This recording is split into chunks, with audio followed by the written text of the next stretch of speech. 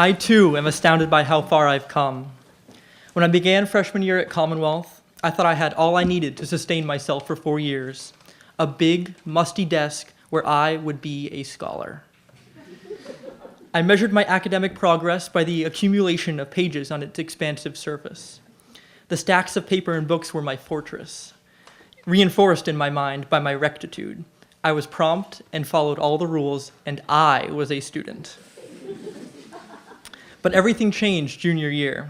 3 simultaneous but unrelated projects transformed my way of imagining my work in high school. The first was The Great Gatsby. I discovered that Fitzgerald was different from the other authors that I had gathered around my desk. I was enchanted by his refreshing use of language. I delighted in the fun, colorful hustle of Gatsby's New York, and at the end of the book, drifted in the boats against the current, borne back ceaselessly into the past. For the first time, a piece of literature was effortlessly cracked open by my attempts at analysis. I exposed the literary craft of every sentence. And while my new close reading skills seemed miraculous, I felt that they were born from my efforts throughout 11th grade, finally synthesized with inspiration from Fitzgerald.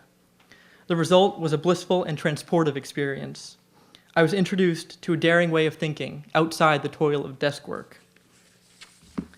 The second project was an independent paper for a modern European art history course.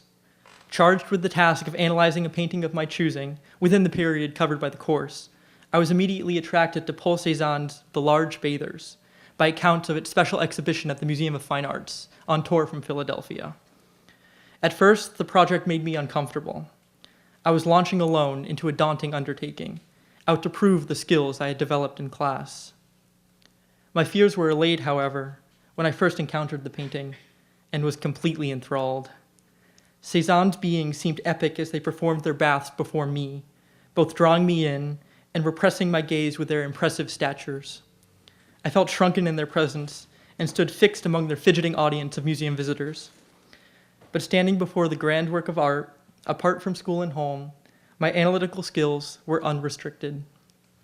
This freedom encouraged me to take risks in my interpretation, and it felt so good. I recognized a quickening within myself as I applied class practice out in the world.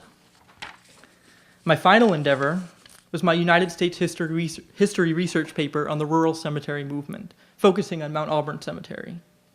Garden cemeteries are monuments to the study of space, and I was fascinated by the artistry of their design. I left everything behind when I visited Mount Auburn. The cemetery itself was my primary source.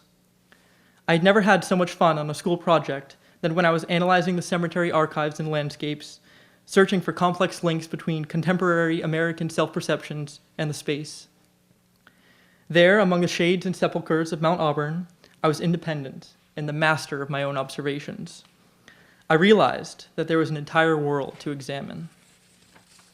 So after junior year, I set out to freely apply my analytical skills and explore my city for the first time.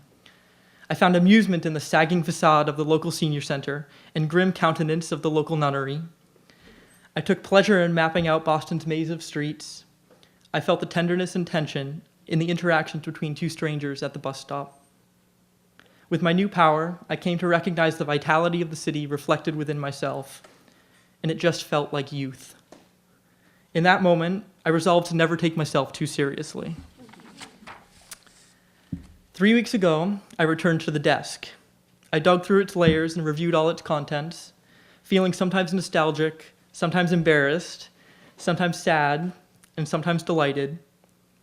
But scholarship was no longer defined by a mass of paper.